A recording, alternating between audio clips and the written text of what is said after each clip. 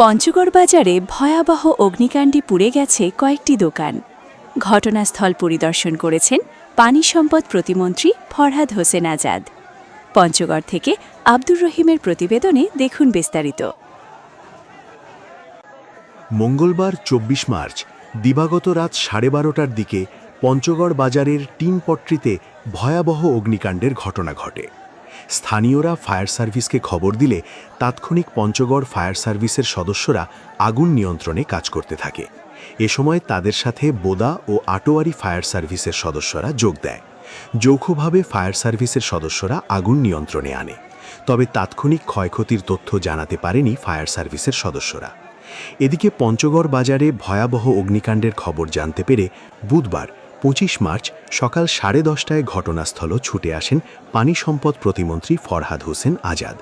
তিনি আগুনে পুড়ে যাওয়া দোকানগুলো ঘুরে দেখেন। এ সময় পঞ্চগড় জেলা প্রশাসক শুকুরিয়া পারভিন, পুলিশ সুপার মোহাম্মদ রবিউল ইসলাম উপস্থিত ছিলেন। পানি সম্পদ প্রতিমন্ত্রী ফরহাদ হোসেন আজাদ বলেন, পঞ্চগড় বাজারে অগ্নিকাণ্ডে কয়েকটি দোকান পুড়ে গেছে, এতে ব্যাপক ক্ষতি হয়েছে। তিনি ফায়ার সার্ভিসের সদস্যদের প্রশংসা করেন এবং ফায়ার সার্ভিসকে সহযোগিতা করার জন্য আহ্বান জানান। গতকাল রাতে 12:30টার দিকে আমাদের ঐতিহ্যবাহী পঞ্চগড় শহরের অনেক পুরাতন একটি মার্কেট, সেই মার্কেটে আমাদের মোশারফ সহ ফ্যান্সি স্টোর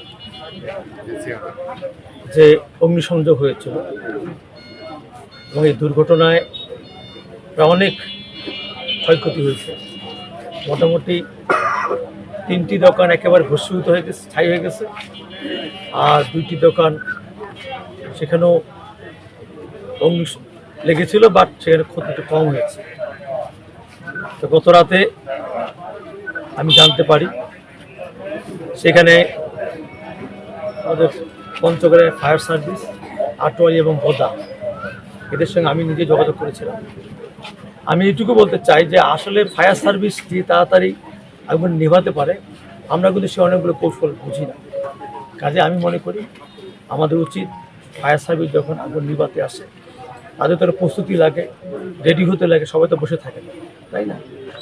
সেক্ষেত্রে তাদেরকে আমাদেরকে সহযোগিতা করা। আর এখানে যেহেতু আমাদের সম্মানিত আমাদের ডিসি আপা আছেন, সাহেব আসেন, ডিসি সাহেব আসেন, ওনারাও আসছেন, আমরা এখানে দেখলাম।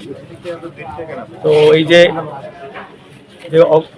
অপারেশন ক্ষয়ক্ষতি হয়েছে, সেক্ষেত্রে আমি আহ্বান করব যে আপনারা আমাদের জেলা প্রশাসন বরাবর দরখাস্ত দেয়, দেখি আপনাদের পাশে আমরা কতটুকু দাঁড়াতে পারি।